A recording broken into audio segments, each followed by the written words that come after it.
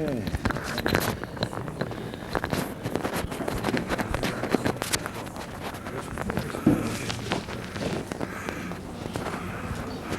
Okay, they had you. Put it on my tie, you know. Okay, try check it once. How is this? Can you hear me? Yeah.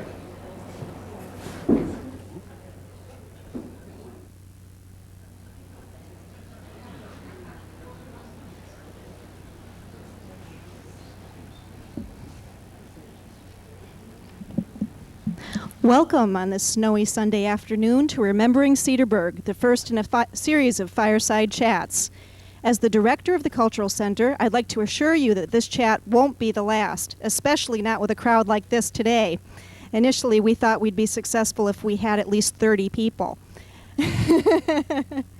The idea behind this series came from our Cultural Center board member, Judy Jepson, was promoted by our committee chairman, Mayor Jim Coots, and was realized by a group of energetic volunteers, Bob Fuller, Jackie Decker, Sue Jarmady, Fred Wessel, and Bob and Marcia Smith. The second fireside chat is already planned for Sunday, March 12th at the Firehouse, and the topic will be the Cedarburg Fire Department through the years. We hope that you will continue these discussions in your own homes, sharing your personal memories with your families, and, most importantly, recording them. Just as we will be recording the stories shared here today, we hope you will do the same. But, as no less an authority than Dear Abby reminded the public in one of her columns last week, remember that it's not enough to capture the past on tape or other electronic media. Tapes begin to flake and fade after 30 years, and so by all means, write your memories down. Old-fashioned pen and paper are still the very best way to preserve your stories. Enough of my Sunday sermon. Now I'm proud to introduce the leader of this effort and our moderator for the afternoon, Mayor Jim Coots.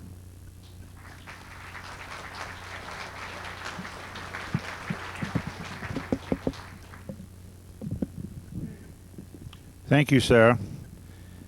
I'd like to welcome you all to this, the first, as Sarah said, of a series of what we hope will be just fun type of afternoons to share some things about Cedarburg and to get some things recorded that are memories of a lot of you people as well. And one of the things that there's a sheet out there to sign up to if there's other topics that you would like to see, and if any of you would like to participate in these discussions, please let us know.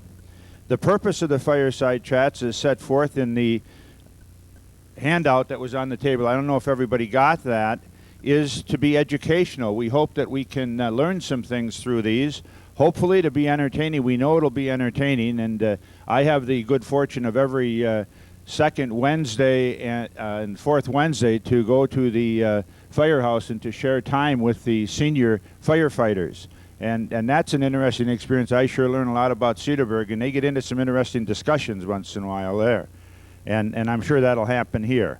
Also, as you noticed, we are videotaping because we want to create an archive for future history projects. And we want to record that. And as Sarah said, we also want to get some of this stuff written down on paper and transcribed on paper so we can remember it. I'd like to thank the organizing committee, especially Judy Jepson, for getting this idea going. One day I happened to get a letter at the City Hall, and somebody was doing something like this in Milwaukee, and Judy said, wouldn't this be great if we did it in Cedarburg? And I said, oh, that'd be excellent. So we got our committee together, and away we went, and here we are. And what we're going to do today is we're going to basically kind of have some general questions. I sent a letter out, or the committee sent a letter out asking all the participants to start off by sharing one memory or one idea of Cedarburg that they knew something about, but maybe not too many other people would. And we told them to be a little bit careful maybe in what they say about that as well. And then also, we hope that we will have some time for questions from the audience, and Bob and Marcia Smith are on either side. So as things progress, if you have a question, if you'd like to ask a question, just raise your hand, and Bob and Marcia will see that you get a card, and then you can write out the question, and then I will try and then transcribe that to the panel so that they can all respond to that in whatever manner. So hopefully we'll have time for that. And also, hopefully, we'll have time at the end that you can informally kind of discuss things with the members of the panel. What we want to do now is introduce the panelists. I'm sure that many of you know who the panelists are, starting with Palmer Krieger. Palmer has been a lifelong resident of Cedarburg. I think, Palmer, only for the time maybe you spent in service that you weren't in Cedarburg, and a past owner of Bars at the Bridge restaurant, and is very active in the community in the Lions Club, and also was a former member of our Landmarks Commission. Ed Rappold. Ed, nobody, I don't think, has done more than Ed to record things about Cedarburg in terms of the photographs that Ed has. And I think, Ed, you mentioned something to me the other day that when you were growing up, you lived in what was known as the Columbia district of the city, out where Hefner's Custard is now. So maybe during that process, Eddie will explain something about that. And he has some new pictures, I believe, too. And Lucille Becker, Lucille Eulig. Lucille has spent just about all of her life in Cedarburg. Lucille and I have a distinction of having taught together for a number of years in the Mequon-Thiensville School District. And Lucille will share some of her ideas about Cedarburg, and as will everybody else. Tony Fisher. Tony, raise your hand, Tony, so they know that. I'm sure they don't have to do that. Tony is a lifelong resident of Cedarburg, and is one of the people who was very active with his brother, former Mayor Steve Fisher, in terms of preserving so much in Cedarburg. And Tony was a very important part of what Steve did as well. And we appreciate him being here. And Tony is one of those guys who lives right downtown on Washington Avenue. And Gloria Wetzel is also a resident of Washington Avenue. And Gloria did live in Thiensville for a while, I believe, for a year and a half or so, Gloria, before you moved to Cedarburg, and then spent some time in California. And Gloria has lives in her house is on I think the National Register of Historic Places. And Gloria was a teacher for a long time and curriculum director in the Cedarburg school system. And Bob Armbruster, Howard Kermsey, who donated the water fountain downtown in front of City Hall, calls Bob Cedarburg's Jimmy Stewart. And I guess because Bob served with Jimmy Stewart in the Second World War in England. And you all know Bob from the jewelry shop, and Bob is one of the guys who's got more information and more artifacts and more maps and pictures and you name it. I think, Eddie, if anybody's got some pictures maybe you don't have, you ought to look through Bob's second store of his store, and I'm sure you've done that. So this is our panel, and we're so happy that they could be here to get this series off to a good start. So Palmer, let's start with you. We're going to ask you now and we'll just go around the circle, and as I told you before, let's just have a chat. Let's not this be real formal. And if somebody from the audience maybe wants to jump in and ask a question, that's fine. Palmer, what's one thing in Cedarburg that you know something about or would like to share with someone or all of us, the memory that you have of Cedarburg that maybe not too many people know about? I could start by saying that my interest would be in the Cedarburg Krieger blacksmith shop that was on the corner of Western Avenue and Washington Avenue.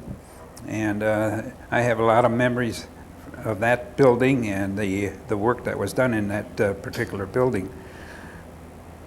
I have a photograph here with me that that indicates where this building used to be.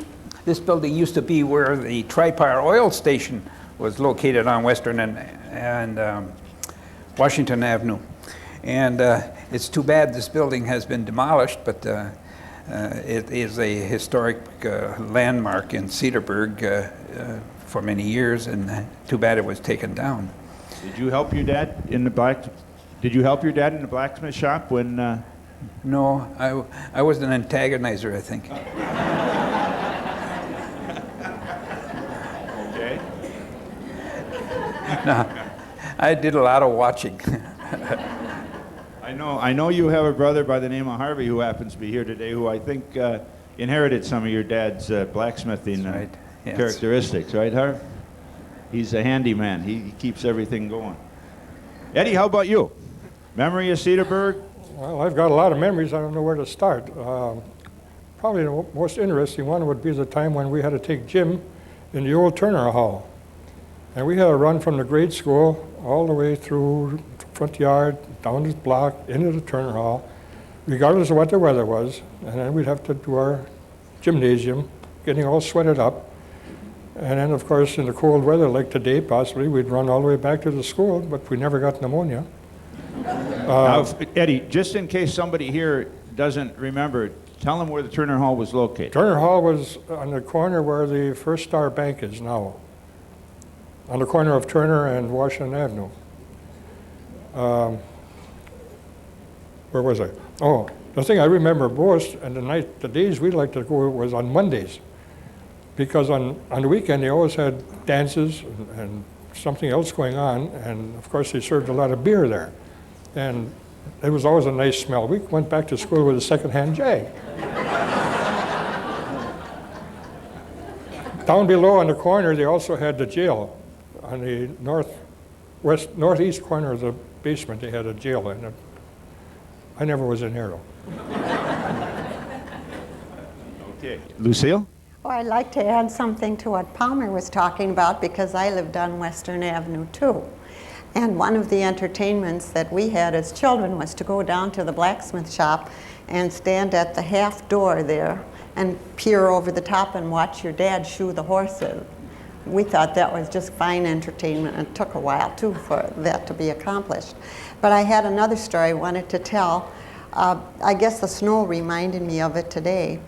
When I was a child, this was in about 1936, and we had a lot of snow that year. It was endless snow. In fact, my dad took a picture of someone who had put their hat on the top of a telephone pole out on what is now 57, and my grandparents had a little farm there. And the snow piled up so that they could put a hat up on the top of the telephone pole. And one day, my uncle, Herman Schiller, who lived down on Western too, that was a busy street, right? Stopped at the house. He worked for the railroad, and he told my dad that the train was stuck. And he was going around trying to find some men who would go with him to help him shovel out the train. And so my dad and a lot of the other neighbors went down. I'm not exactly sure where it was stuck, but they, by hand, shoveled out the train. So must have been a big snow. I was kidding you this morning when it snowed. Just to try and prime her for this afternoon, I said, remember that big snow in 1936 or 1929? And she said, no, it was 1936. Remember 29. Tony? Well, I'd just like to say that when Palmer talked about his blacksmith shop, that every Saturday morning when we went up to catechism, we always stopped in there and looked in the front window and watched them, the front door, and watched them shoe the horses, and we spent a lot of time looking in there. And when he talked about the Turner Hall, there's a lot of things that went on in that Turner Hall, and among some of the things was the Turner basketball team, and they really had crowds in that. And one night, I don't know what possessed me, but I had a wad of gum. And I threw that gum, and it stuck up on the wall in the kitchen. And I went up and I tried to get it off, and I couldn't get it off, and it started smearing on, so I didn't want to get balled out, so I left the house and I went up there where they were having a basketball game. I don't know how I got in because I had to pay, but somehow I got into it. And I was up there till about 11 o'clock, and they were all going all over the city looking for me, and they found me. At 11 o'clock, my sister came up on the balcony and got me out. But what I was really going to talk about is the fact of what you remember, that we used to have, you might say, had a farm across the street, because we at one time had pigs. They were slaughtered, and we made sausage back there. We raised chickens. Well, it's right downtown Cedarburg. That was in the home that you live in right now. Right. And I know my dad had 4 brothers in Milwaukee would come out the day that they butchered the pigs and made sausage. And among other things, my dad, this was during Prohibition, and they all had a little wine in the basement. They made wine. And he gave them some wine when they came in the house. And his brother sort of says, "Oh, this is Fußwasser." Now, if you don't know that in German, it's like foot water. But by the time they all came out in the interurban to come out here, and when the day was over, he had enough wine that he forgot to put his shoes on because they had to take their shoes off when they came in the house. My dad made slippers. He was a shoemaker, and he made slippers, and they all had slippers on. When he went back, my brother, his brother that had, let's call it Fußwasser, forgot to change his shoes. He went home with his slippers on. And my dad says, "I'll teach him to call my wine Fußwasser." Gloria? Well, I'll start out with my parents from the beginning. They moved to Cedarburg in 1920, and I was born a few years later. They built a house, a brand new house. Oh, before I go on to that, I was born in the little house next to Barth's restaurant. And I learned that Miss Kifus, Marie Kifus, was born in that house also. But anyway, my parents built the house next to what was then the Methodist Church. Now it's the Baptist Church. And I lived there from the time I was, well, shortly after I was born until I was about 8 years old. My grandfather, B.J. Wetzel, lived with us for a period of time. And he was a great big man. Well, my mother sort of thought he looked like Major Hoople in the Green Sheet. Those of you that know the Green Sheet remember that. But he was a very portly man. And every day when the weather was nice, he and I would take a walk. We would walk from my house down to the depot. And as we walked, he would tell me stories. And then he would pause, and I'd say, "And then what, Grandpa?" And then he'd tell me some more. And he told some wonderful stories. It wasn't until years later that my mother told me that when she went to school one time, she saw Miss Kleiner, and Miss Kleiner said, "You know, Mrs. Wetzel, Gloria tells the most wonderful stories." And my mother wondered where I learned those. But anyway, one thing that we noticed when we walked, this is something I think maybe most people don't know. When we walked past the city park, the city was dumping a lot of things there. The city park was really a swamp. And it wasn't useful at all for a park. There were nettles growing there. And one time I got nettles on my legs, and they really stung a lot. But the park was a swamp. And one of the people who helped the park, who contributed trees to it, was Walter Nero. And he had, as a tavern, he had what is today's the Stagecoach Inn. That was his, and he also had a greenhouse back in there it was on the little what do you call it, mill race back there. And he took great pride in donating some nice trees, and they still are growing there today, some of them. And he was such a gentle man, and he really enjoyed Cedarburg, so I think we should mention him. Thank you, Gloria. Eddie, yeah. Gloria? Ed said before, I wonder if Gloria's going to talk about the park, so now he's got the lead in. When I tell a story about the park and the swamp, I always tell the people there are a lot of bodies buried there. Well, then they come around with a frown. But then when I tell them that they're bodies of Model T Fords, well, then they start smiling. But we used to have a lot of fun there. There was a lot of recreation in that area, too, because we'd go there with our BB guns and shoot rats.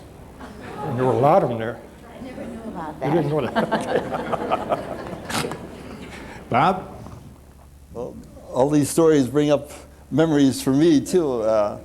When you mentioned the snowstorm, I was a member of the Legion Ambulance Squad at that time, and we had this storm that was coming, and we took one patient to Port Washington, barely made it, had to come back. They said there was another patient, so we took it to the hospital over in Port Washington, and between on Highway 141 at that time, near the Schmitz Pavilion, we hit a snowbank, and we just couldn't budge anymore, so we managed to squeeze out of the ambulance, and we stayed at Schmitz Pavilion overnight, and then walked back to Cedarburg the next morning with the Turner Hall.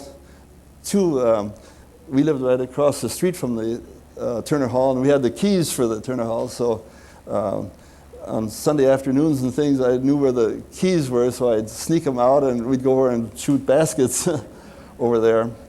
And another incident with communication, on December 7th, 41, announcing Pearl Harbor, I had a phone call. It was a Milwaukee Journal. They put out extras to reach the people in there, and he asked me to round up some boys to peddle extras. They were going to have a truck out there very shortly, so I had to dig up boys to peddle the wars declared against Germany, and that was quite an incident. They also used to call our store late in the evening after a high school basketball game to see what the score was so they could put it in the paper. Not like these days, have a helicopter flying over the football field to watch the game directly.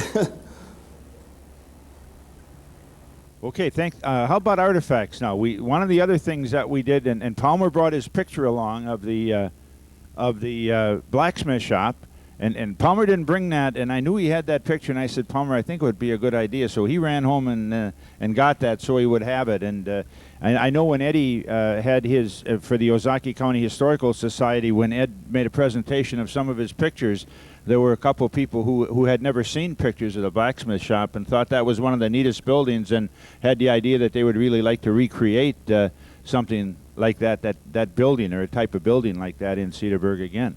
So Palmer, unless you have anything else you want to add about the blacksmith shop or anything else?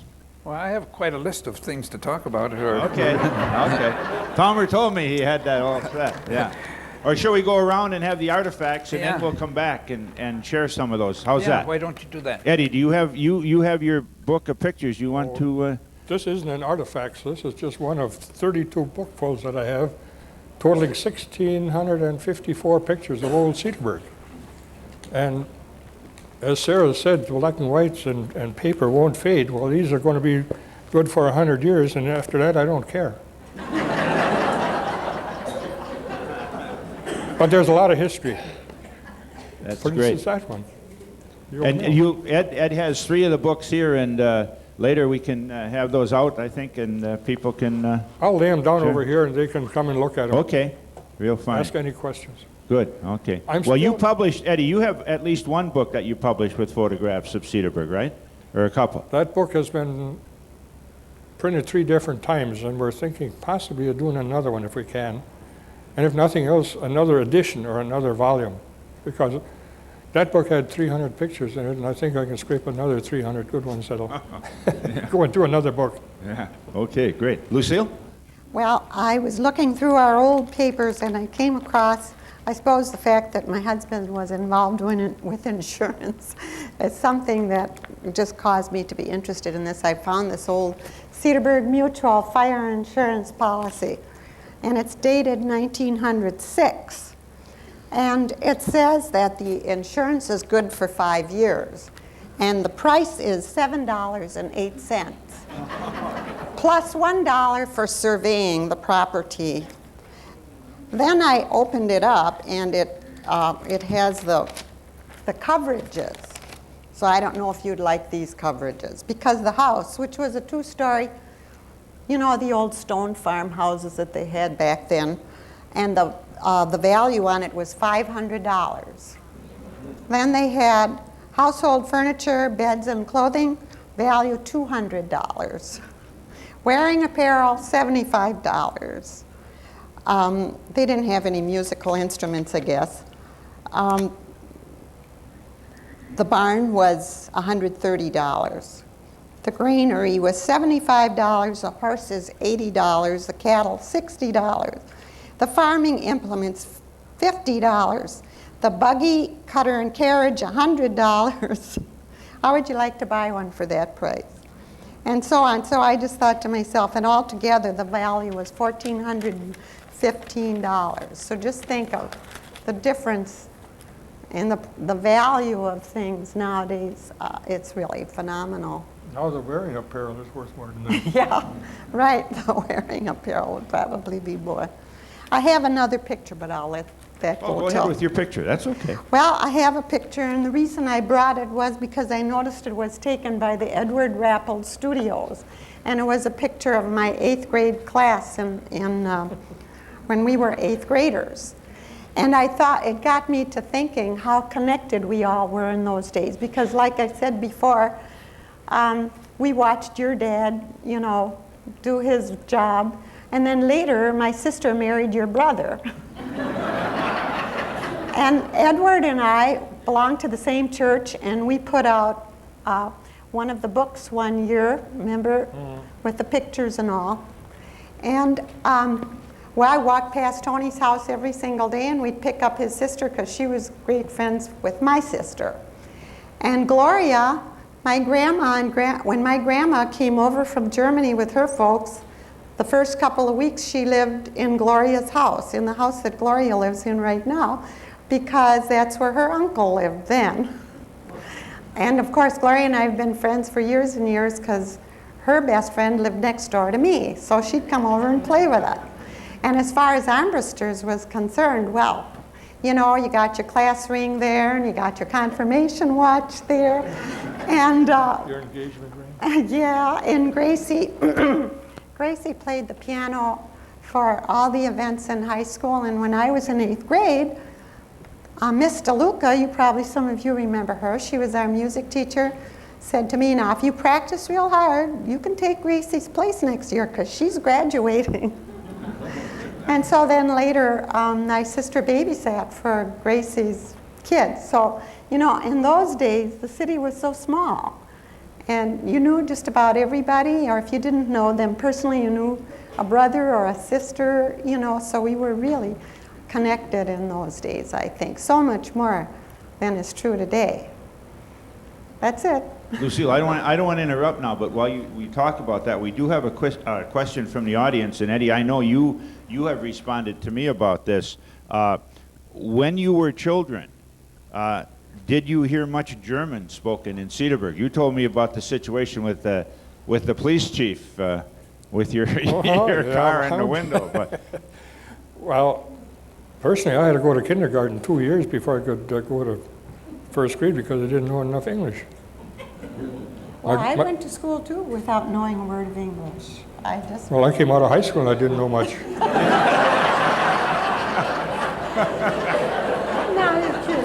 things haven't changed, Eddie, have they, today? From what we hear about some of the things. Okay. Tony, you have something you brought along? Yeah, I have here an iron that my mother used to iron the clothes. And there was 11 of us in the house, and I'll never understand how she did it all because my dad, when he came over from Europe, he was a shoemaker, but over there that was considered, you know, it wasn't just a shoe repair, you made shoes, and they had to go to work every day in a white shirt. Every day a clean white shirt. And between white shirts and I remember when all the baby pictures, all the kids all had white clothes on all the time. I'll never know how she kept up with all the ironing. And this is what she ironed with. And if you could take that off, you put it on the stove and you get another one that was hot. And it had another use. In winter, since there was no central heating, or any heating except there was a kitchen range and a stove in the dining room, they would heat these up, wrap them in paper and then in cloth and take them up to the bed and put them in the bed because when we went to bed, you could see your breath. It was just like being outside. And so they served a good purpose. And I have the coffee grinder here. And I have sentimental reason for that because my grandfolks lived with us. And my grandmother would always get this, and they all had long skirts on down to the floor, you know, and she would open her knees and put that in between her knees, and she'd have me come over when I was just a little kid, and I would grind it up for her, so I have very good memories of this coffee grinder. That's neat. That's neat. So that's all I have here. Thanks, Oh, and Tony. I do have a picture. In that Turner Hall, among other things they did, they used to have dances where they would all get dressed up. And masquerade balls. And one year, John Olson, who lived in this building, but this was his store at one time, and he lived right next door where the tavern is, he and I went as Maggie and Jiggs. And you got the picture. Hey, that's neat. That's neat.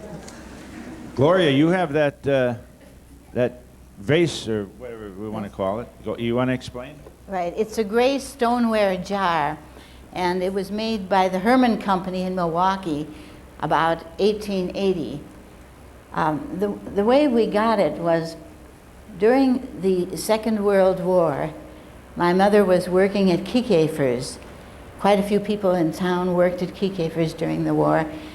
And one morning when she was walking to work, she saw Mrs. Bundy, who in her front yard had two of these jars like this. And my mother admired it. We'd always liked these gray stoneware jars. So my mother asked if she could buy it from Mrs. Bundy. And Mrs. Bundy said, yes, but wait till tomorrow, because my son wanted to keep one of them. And she said, I don't know which one it was. They were a little bit different in design. So she said, okay. The next morning when she walked past, there was the second jar laying in little pieces on the grass.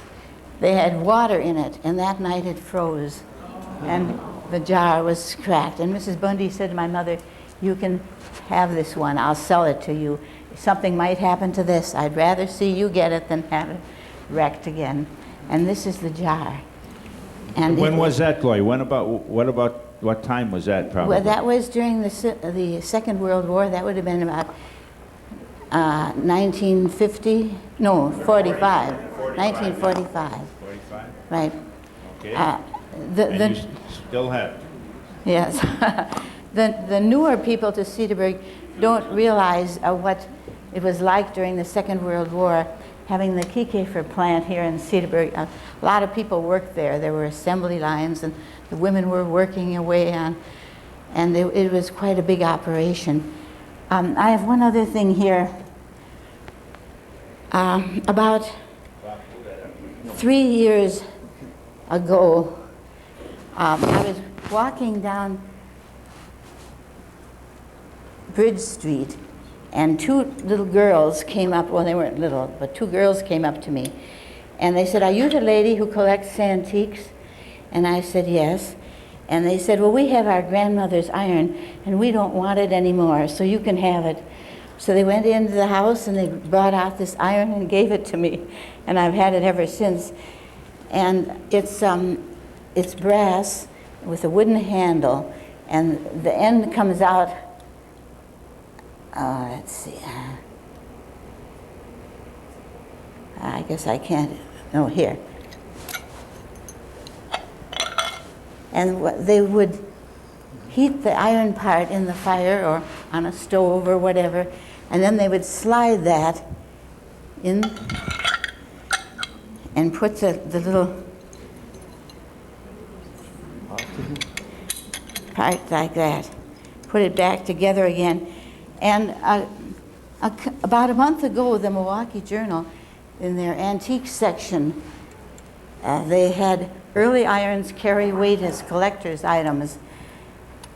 And it said, it tells about how the Germans liked irons and how they used them. And actually, this was a rare one, and it brought $2,000 in an auction.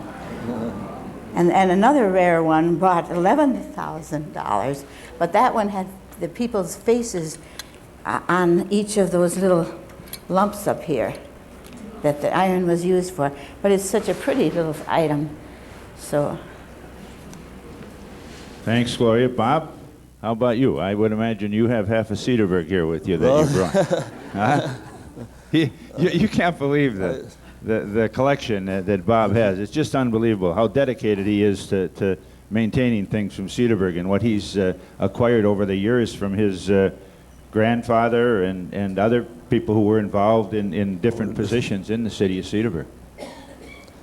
Well, I was going to talk about the German influence that you mentioned in Cedarburg, but this morning when I was reading the journal Sentinel, I saw that in the Ozaki section, Cedarburg was being touted as Sweet Street or Candyland Lane because we have 3 candy stores in town. And then it made me think that at one time we had 3 cigar manufacturers. This one was the Cedarburg Homesteader. That was run by Fred Schutte. His name is on the inside here. The cigars must have been a big thing. Cedarburg Homesteader, Fred G. Schutte maker. And the other one was Mr. Lutz on Washington Avenue, a few doors south of us. He made the Lutz frogs, with pictures of frogs.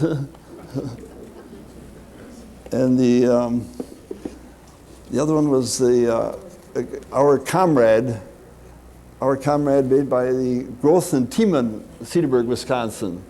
So we had cigar makers. We also had 4 soda water manufacturers. These were the bottles. They were, this is H. Rissmeyer, Cedarburg, Wisconsin.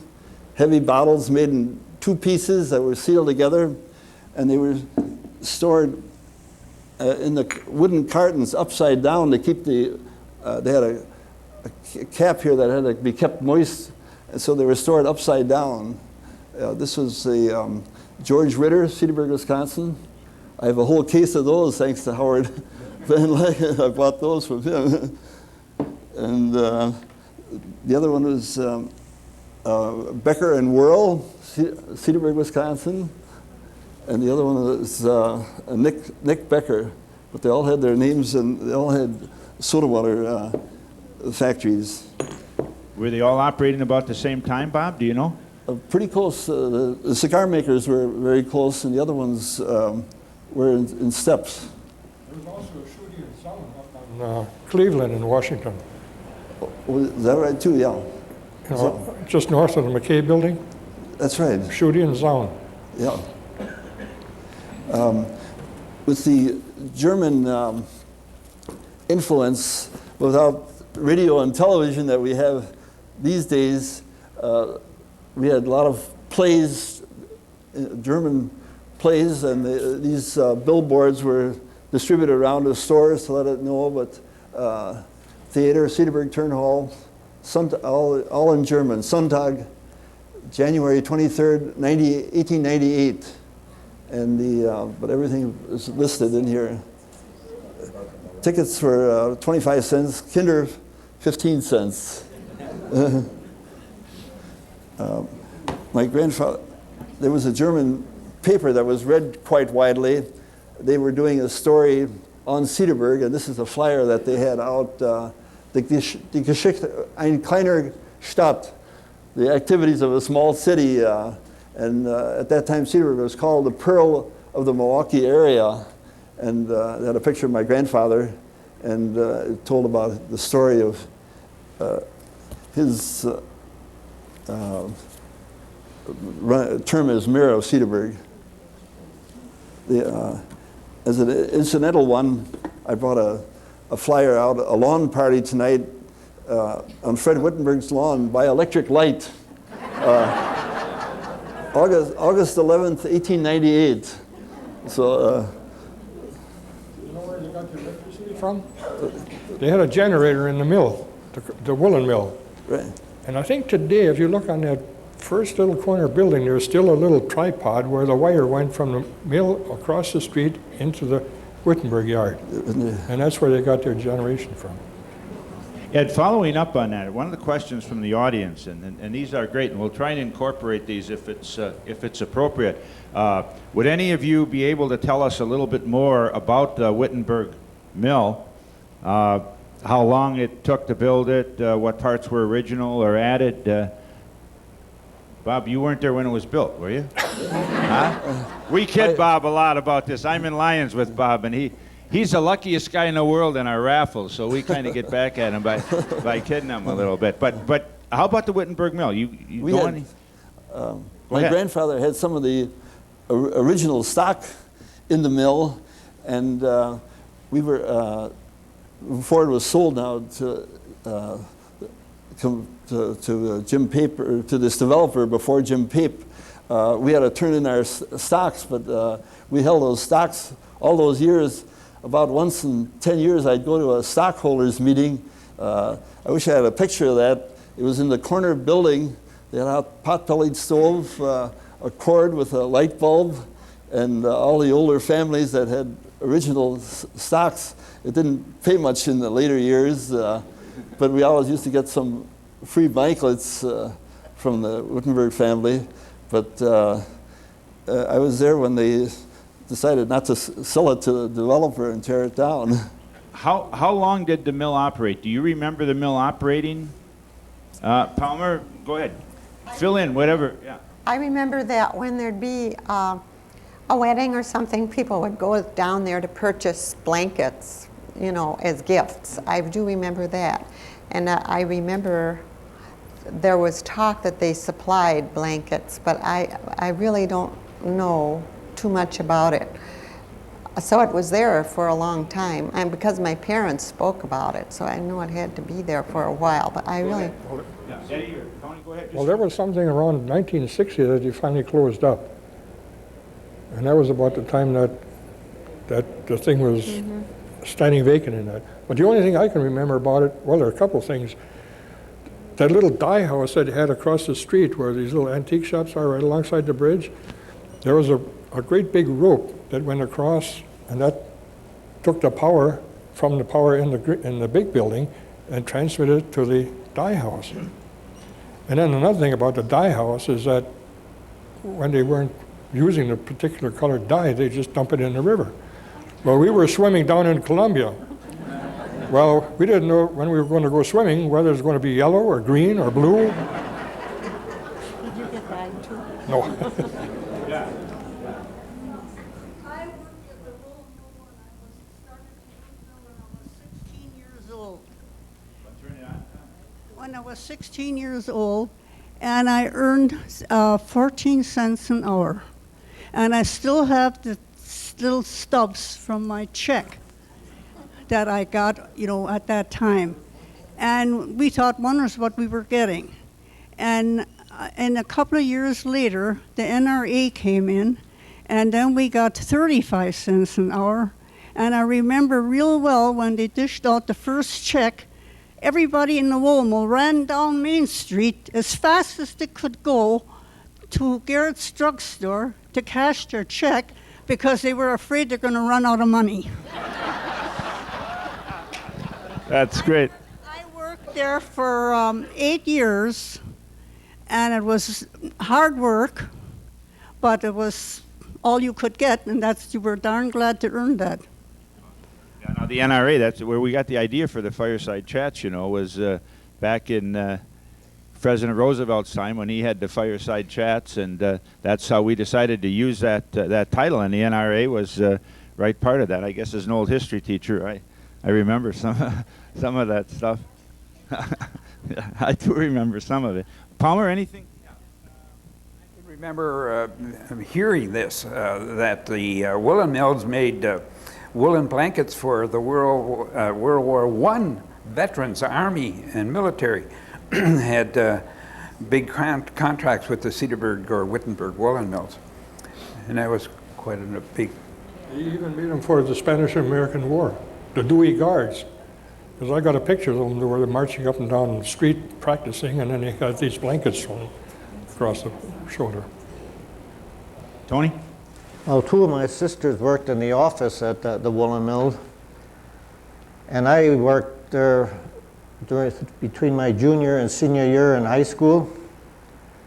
I worked in the basement where they washed the wool.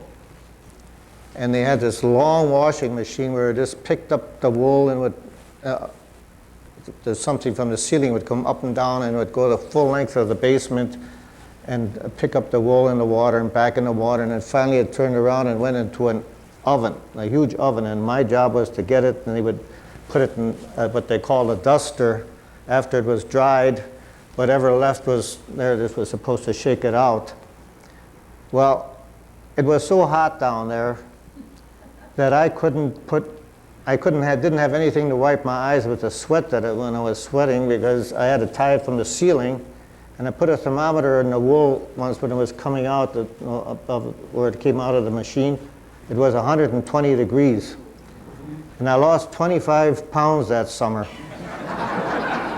And I ate everything I could lay my hands on. It wasn't, of course, when I got through with that job, I'd run home, take a bath, and I'd go down to Rivoli Theater and usher till 12, 11, 10:30, 12. Not 12, but about 11 would be the latest. Then I'd go back, and I'd go, next morning go back to work. But it was hot down there, and I made 25 cents an hour. And I did work in there once after that. I worked in the shipping department, and the women worked upstairs, and they pulled these blankets, and they would take any flaws. If there was something in there, they'd pick it out. And one time when I was working, I bent over and I tore my pants. And I went up there and I asked one of them to sew my pants shut for me, because they had needles up there. And she sewed it. I don't know if she did this deliberately or not, but she sewed it to my underwear.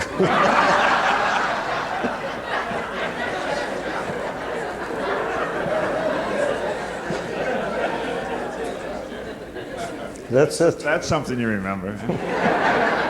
Eddie, you brought up about the fact of dumping the dye in the creek. One of the questions that somebody asked about where you went swimming, where there were the favorite swimming holes in Cedarburg when you were younger. In the water by Highland. Highland Bridge. Right by the old where Weber's where the old mill was, yeah. There also was a little, they dumped some sand right where the Boy Scout house was, remember? And they had a little beach there.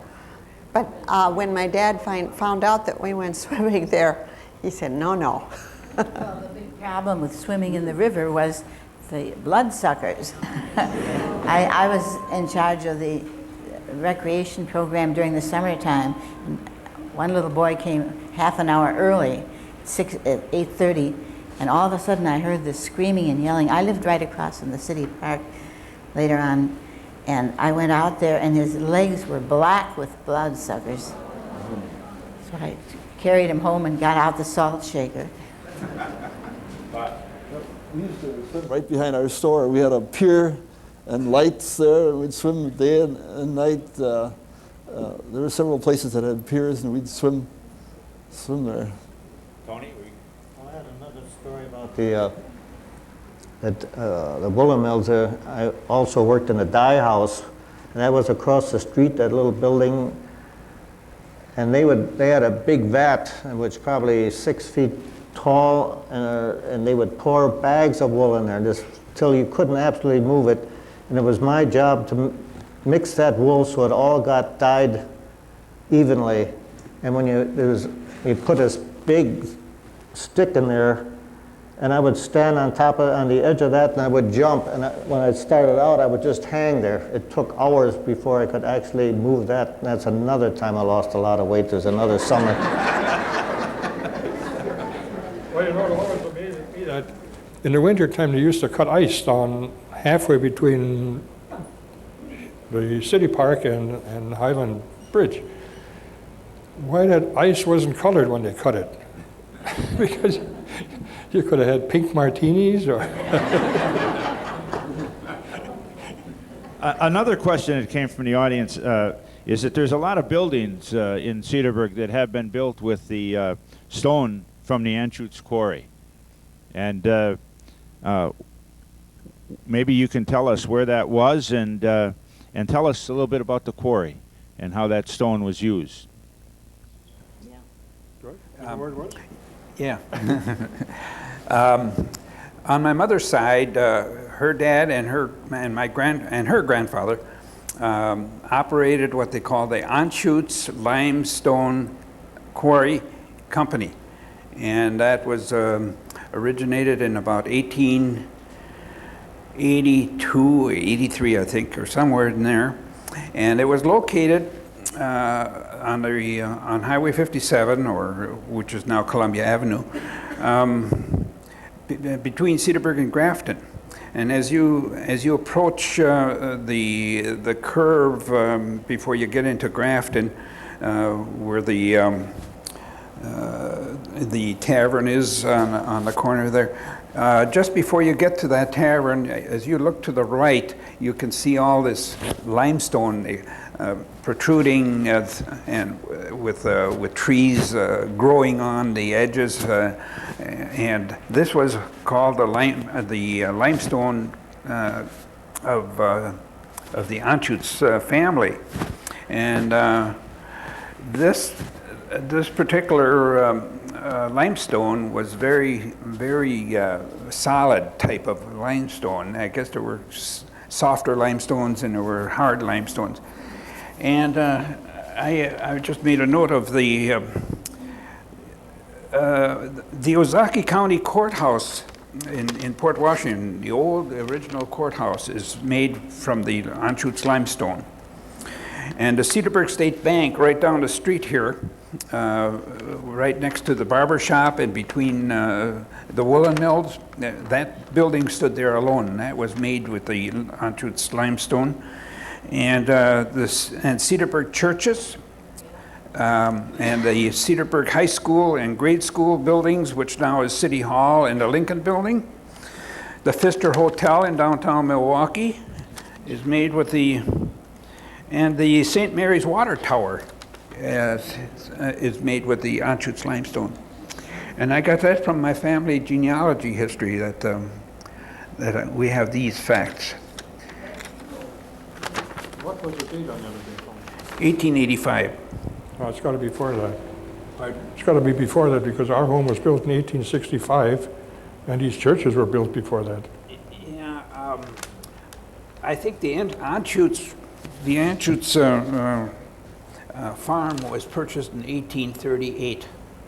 Yeah. And they already started manufacturing limestone bricks and stones.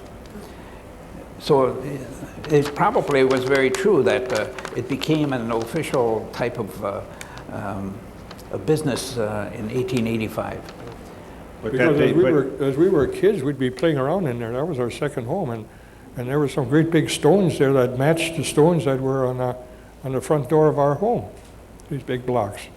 Now the limestone that they had up here at the growth lime kilns, that was lime too, but it was a different kind of lime. That's right. See, that's why they could crush it and burn it and make limestone out of it.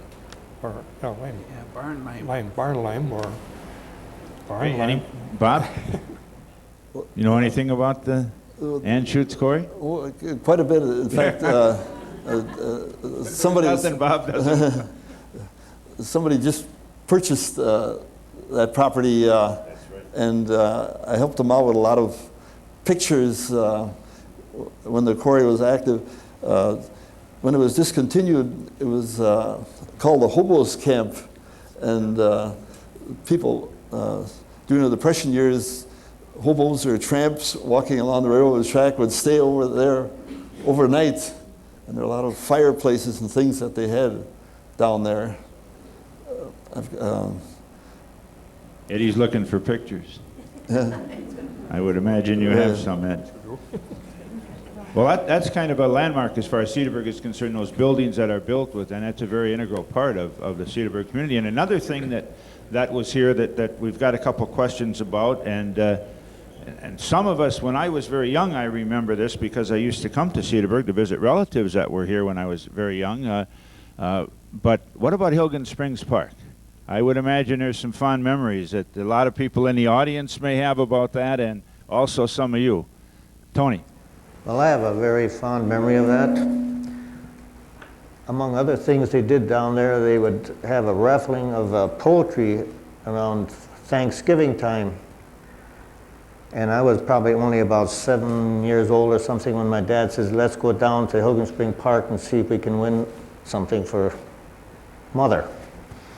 So we walked down there, and he was buying chance. We finally won a little duck, but he wanted to get something bigger. He wanted a goose, and he kept on taking chances. He never won, so finally he decided if he was going to get a goose, he'd have to go and buy it from. So he went up to the bar where Mr. Barth was, and he leaned over. I could still see him leaning over the bar, and he's whispering, and Mr. Barth shakes his head, and then he gave him some money. And in those days, you didn't get a goose or a duck like you do now that comes from the butcher. You got a live one. So he had the big goose, and I had the little duck, and he says, now don't tell Mother I didn't win this. So we walked all the way from Hilgen Spring Park, me holding this little duck, and he this big goose, walking all the way back downtown, and I never did tell my mother till many years later after he was dead. Palmer, I know you have some family history there. Yes, maybe a lot of people wouldn't know where it's located, where it was located. Where now the Cedars are, everybody know where the Cedars bowling alleys are located? Well, that used to be Hilgen Spring Park in that area. There was 68 acres that Mr. Hilgen, which is my wife's great-grandfather, purchased that land, and he made a resort out of that. He had hotels there, and then he had carnival things there. They had Ferris wheels and various kinds of amusements, and that was in operation until the Depression and the Prohibition days came through, and then my father-in-law lost the business there, and then it became the Cedars. It became the Cedars then, and then there's a big subdivisions in there now.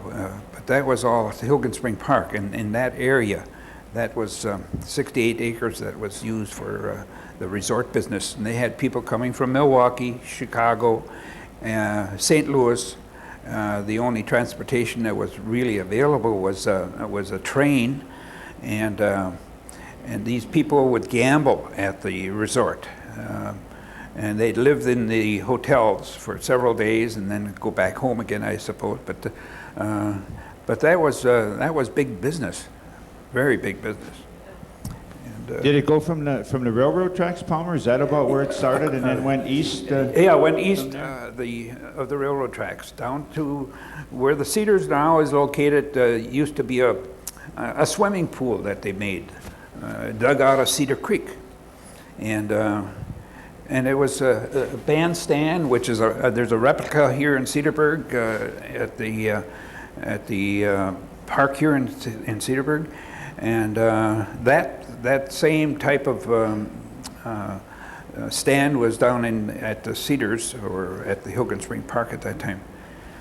And we celebrated the centennial in 1985. Then that was specifically built to as close as it could be to the gazebo or to the bandstand. That's that was right, at Hilgen yeah. Spring Park. It's in Centennial Park, right by the swimming pool.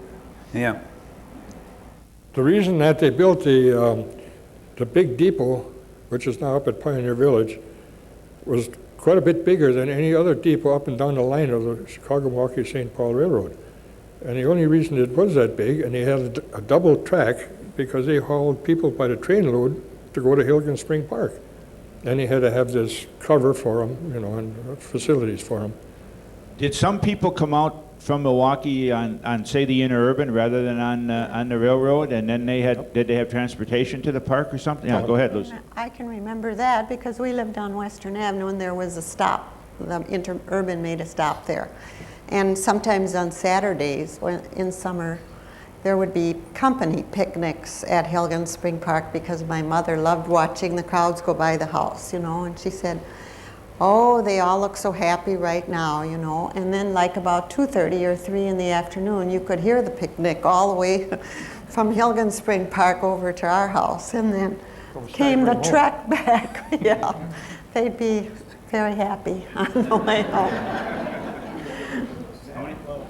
A lot of the business places in Milwaukee, they would hand out tickets to their customers throughout the year. That would be good when they had picnics down at the park, like the 3rd Avenue Business Association or whatever they had. They would come out there and there'd be literally thousands. I don't know, I don't want to make a figure, but I think 10, 15,000 would be, at one time would be nothing that they had.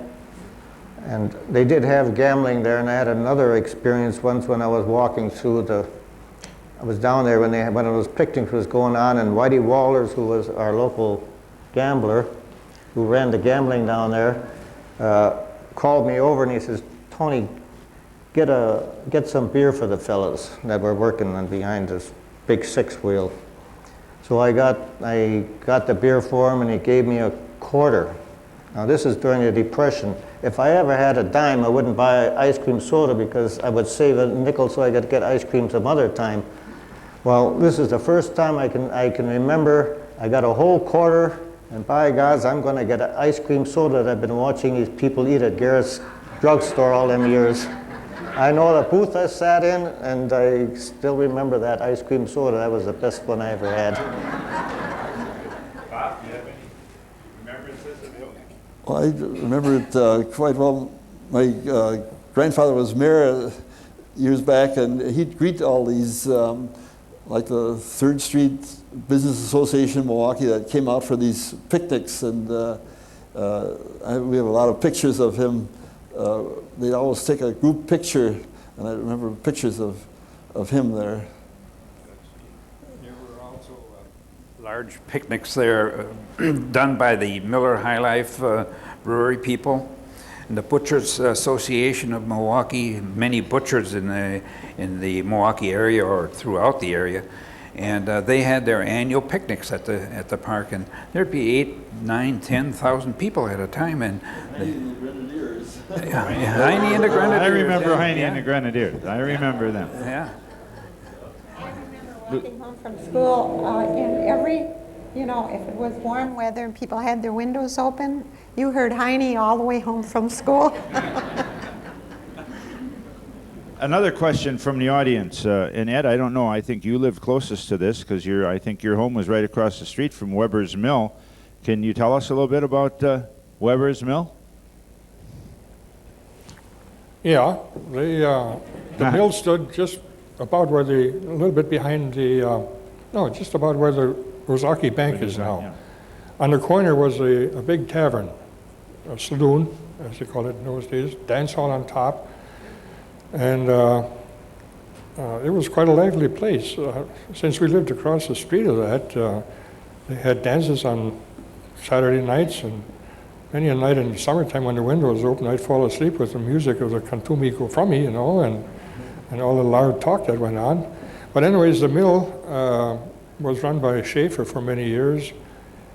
And then during the Depression time, when the nail business wasn't quite that good, then my uncle and his brother bought the mill and started grinding feed. And of course, I worked in there for quite a few years when I drove truck for him when I was about 15. But anyways, that was a nice area down there. In connection with the mill, they had a mill race for the water wheel. Well, the mill race was blasted out of solid rock, so it was nice and clean. It wasn't muddy and all that. Well, during the Depression, Mother would say, when you come home tonight, bring a couple fish along. So, well, there's no problem. You know, I didn't have to go fishing.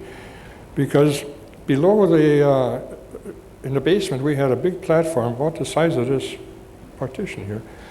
And that was below an elevator, a 12-inch leather belt that had a bunch of cups that transferred the grain to the top floor where it could be spouted into different bins. Well, we'd have to go down there and maintain it and grease it and all that. But they were always dropping, so it was always kicked into the water, and you hear the carp fed on that, big ones. Well, how many do you want? Oh, 3 or 4. That's fine. So, anyways, it just so happened I had a spear up in the rafters. And I'd stand there, and when one would come around, I'd get him, see? Well, those were depression days, so she had these carp, and if they weren't mud-fed, they were all grain-fed. And if you clean them right and took that muddy strip off the back of the fish, they were good. They were just like old Cedar Creek catfish. And then she'd can them. She'd not freeze them because we didn't have freezers, but she'd smoke them. And the bigger pieces we'd smoke, and the other ones we'd fry and eat. And so we had fish meat all winter long.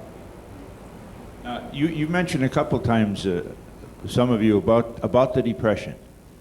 What was it like in Cedarburg during the Depression? What are some of your memories? One of the things that I used to do when I was a teacher was I used to have my students always interview either their grandparents or neighbors or somebody who lived during the Depression so that they could get a feeling of what it was like and to see, the different situations that different people had during that time. And that's one of the things that the committee talked about, is that we would like to, one of the questions that we'd like to pose is at different times with various groups of how did the Depression affect you or different people in Cedarburg? So, Gloria? Well, my parents lost everything. They lost the new house they had built. My father had built a factory. He lost the factory. And we moved to Thiensville for 1.5 years. We lived in a farmhouse. And I went from my nice home in Cedarburg to a home where we had outdoor plumbing. And the house was heated, well, it was heated with coal, but the second story just had registers here and there so the air could come from the first story up into the second story. And we had a big garden.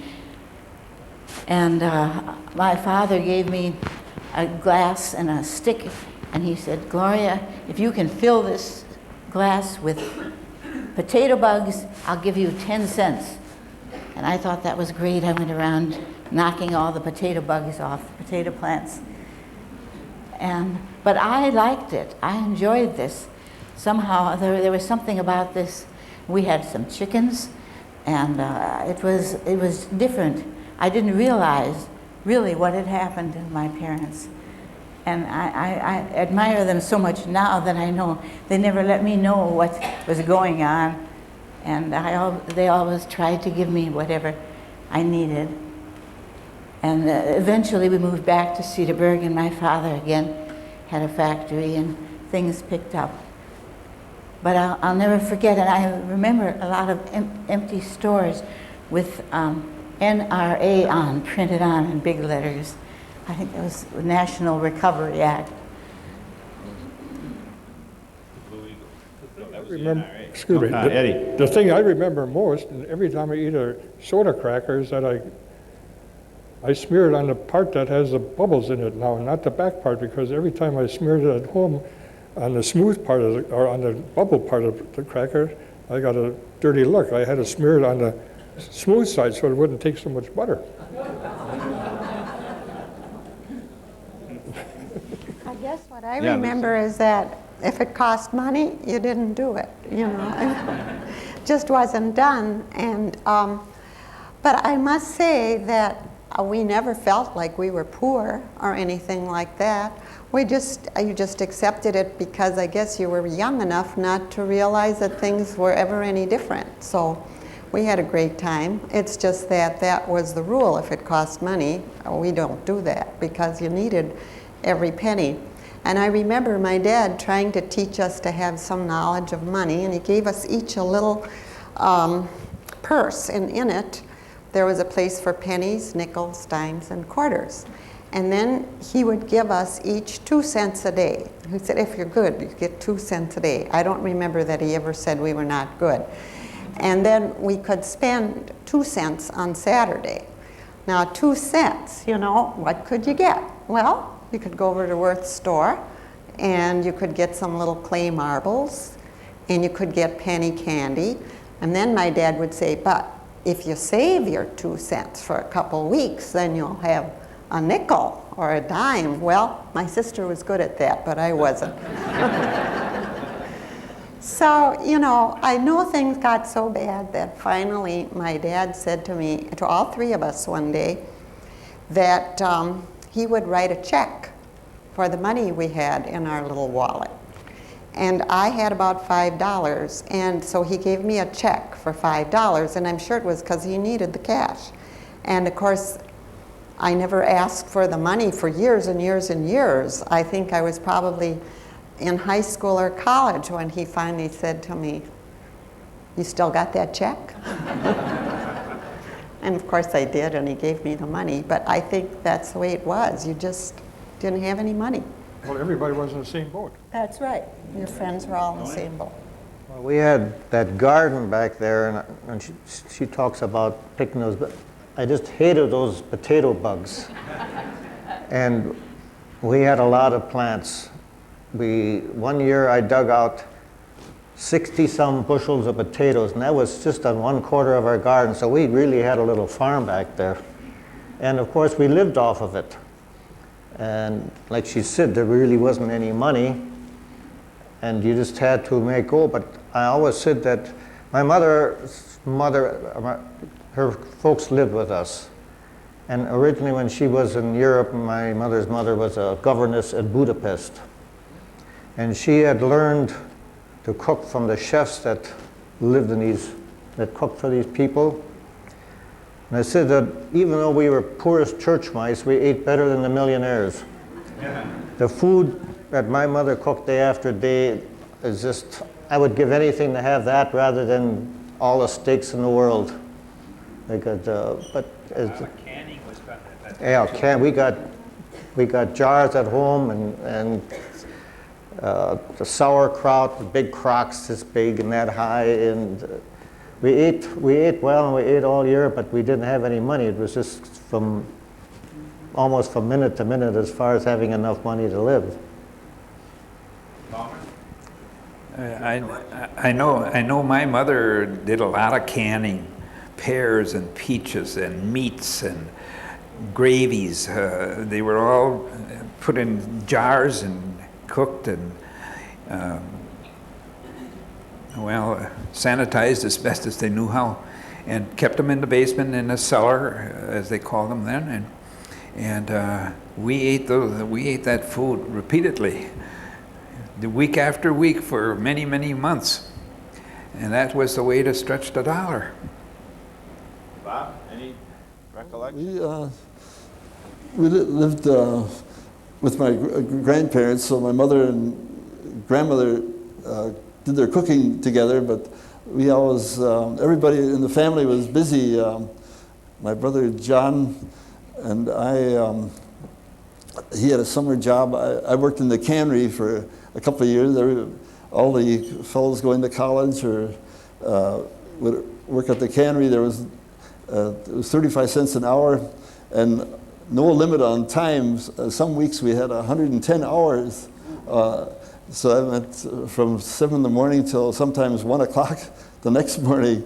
I got a hernia from it. But everybody, my Uncle George was postmaster of Cedarburg at the time, and I'd have to go down to the post, either my brother or myself go down to the post office every morning at 7:30, and we'd deliver special deliveries to the Mercury, Kike for Mercury or plants. Sometimes there'd be a funeral. There was no flowers would be shipped, and we'd have our bicycles with boxes of flowers being delivered to a funeral home or a family. But everybody pitched in, and we got along. Well, you bring up the name Keycaver. One of the questions that we have from the audience also, another question is, what did the Keycaver company make during the war, and what other products did they make during their pre- and post-war days? I know I don't remember which was Plant 1 and Plant 2, or where Keycaver acted. Did they start on Western, or did they start on Madison? They started on Western Avenue, and during the war they made chainsaws in connection with the Distant Chainsaw Company, or Distant Saw Company. And they made the chainsaws for the government, and they were big. I mean, they were two-man chainsaws, 2 handles here, and the other man had a 1 handle. They were cutting the underbrush when they landed in the Pacific. A lot of them were used. Yeah. Didn't they make targets too? Some kind of little Yeah, motor. they made something for these towing planes that towed targets for artillery. And then of course When did the Keycaver Company start? Do you remember, anybody remember when it started? And, you know, did Mr. Keycaver start with the outboard motors? Was that? Outboards. he started on a little farm that's now the college, Concordia College, on a farm there, and they had a machine shed. And across the road from them, my uncle lived, and I had to go out there when I was a young boy, from the time school let out until it started again, because it was cheaper to send me out than to feed me at home. And then Elmer was always playing around in that machine shed, and we had to do the work out in the field. Oh, I got so mad at him once in a while. But anyways, no, he started. He bought the old Hanson Company. Oh, yes. It used to be the old Hanson Engineering or something. Yeah, but he bought that, and then of course he built that up, and then he took over plant number 2, and then he claimed that outboard motors, and then he claimed that there was a labor shortage, but he wasn't always in favor of what we were doing at City Hall, and so he moved up to Fond du Lac. But the Mercury outboards really had their start in Cedarburg, right? Originally it was called Thor. have- H-O-R. There is a book called The Iron Fist about, but I can't remember who the author of it is. Fist. Yes. Tony? When they had the plant up there after they moved away, I remember that my brother, when they were planning to move away, he asked, before they actually moved, he offered them, not offered them, but asked, said there's a lot of land down in the south end there to develop how much around the plant they had here. He says, how many acres do you want? And he just didn't take it. He wanted to move. And then later in later years, when he had the plant here and up there, he invited my brother to a picnic for the local plant. And he says, well, why didn't you get both plants together? He says, do you think I want them to compare wages? So the labor shortage, Eddie, type of thing, huh? Bob, anything else on Keycaver? How about this one? What are your memories of old-time Cedarburg doctors in medical care? I remember one story about that. I remember if you got a communicable disease like measles or mumps or chickenpox, then Dr. Blanchard came over to your house and put a sign on your door to warn the public that don't go in here or you'll get the measles. And I remember, since we had 4 girls in our family, I came home with the measles, but it took quite a few weeks before it went through the whole family. And my dad was getting pretty impatient about getting that sign down because he was involved with business, you know, and kept his customers away. Well, the day the sign was supposed to come down, my mother called. He came to do it, and my mother said, would you just take a look at, you know, my little sister? And he did, and so he took down the measles and put up the mumps.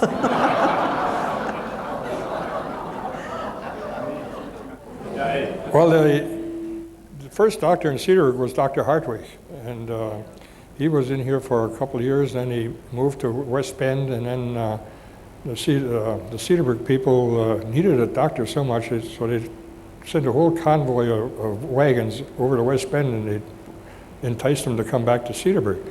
He was in connection with a fellow by the name of Bachlo, who was the first pharmacist in town. Well, the doctor I remember is Dr. Cutts, because he took out my tonsils at the age of 3 on the kitchen table. And well, other than that... Now that would have been Dr. Kotz's father? Dr. Cutts' father. Yeah, and then he succeeded his dad in... Yeah, and then the other doctors, of course, were O.J. and O.W. Hurth. Yeah, Go ahead.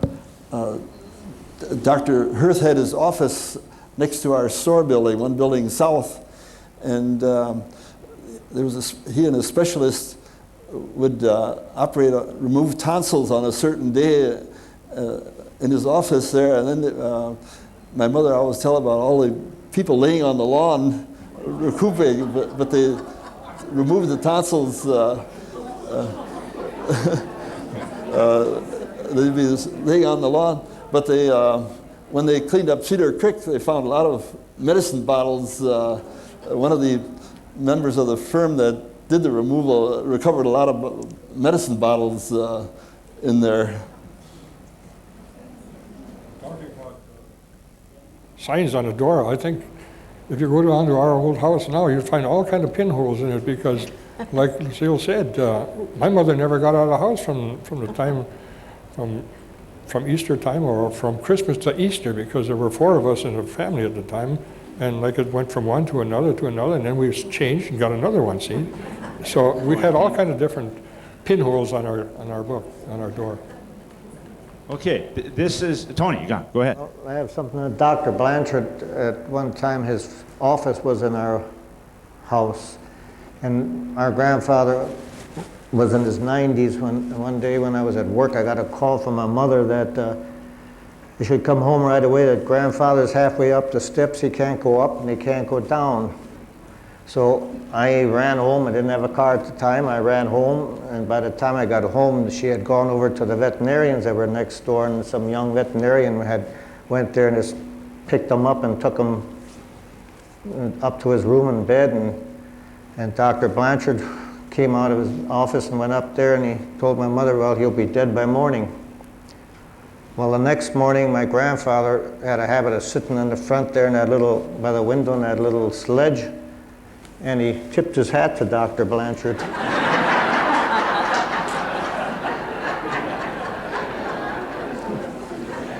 It's getting to be that time, but there's one little story that Eddie and I have talked about that Judy Jepson, who was the person who kind of got this thing started, Judy happened to come across a kind of interesting artifact from one of our former police chiefs, and that we want to do one of those series down the line. We want to have the former police chiefs and police department, and Judy came across this artifact of a police chief by the name of Mr. Beckman, and I happened to mention that to Eddie, and Eddie has a little story about Mr. Beckman. Mr. Beckman was a police chief without a car.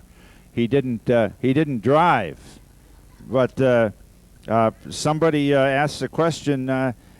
He even helped me take my driver's test to get my license. So Eddie, you want to tell him the story about how you picked up Mr. Beckman, and then we'll close on that and bring in the terminology that he used too. Did they bring this fireplace up here because they thought this one was going to be so hot? Well, anyways, yeah. Oh, this goes back quite a few years. My 2 brothers and I and my dad washed and polished our 25 Dodge on a Saturday morning, and Mother wanted to have something from the store, so we all piled into the car, and we went up to uptown, which is Cedarburg, and bought what she needed. Well, as you said, he didn't have a car, but at each end of town, like on the corner of Highland and Bridge and Columbia Avenue, and north on Sheboygan Street, south, I don't think there was any further south than the Zeinert property, or which is now the Dairy Queen, was a time clock. He always had to punch in, see? So as we were driving down Columbia again, he was on the bridge, and he always thumbed his way down and got out and punched the clock and went across the street, and he thumbed his way back again. But while he was sitting in our car on the front seat with my dad, he was chewing the fat with my dad, but he was also chewing a chew. And all of a sudden his head turned and went, and he said, "Oh, ich dachte, der Fenster war offen." He thought the window was open.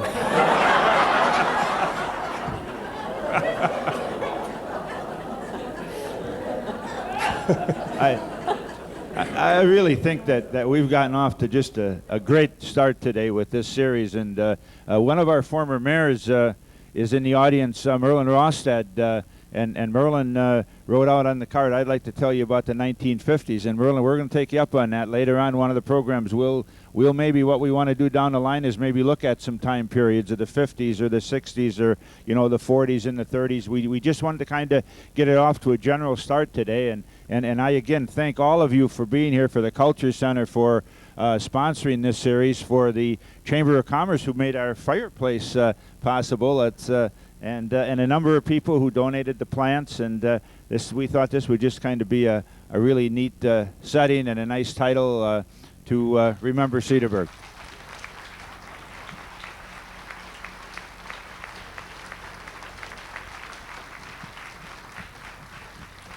And we'll invite you all now to share any memories or any things you want to share with either the panelists or with yourself. And if you have some suggestions, please make sure you let one of us know.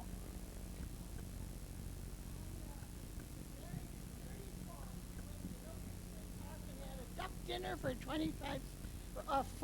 $5. $5? 25 cents, yeah. A duck dinner. Mary, the whole works. A whole duck. Yeah, that's great. Okay, thanks again, people. Thank you so much.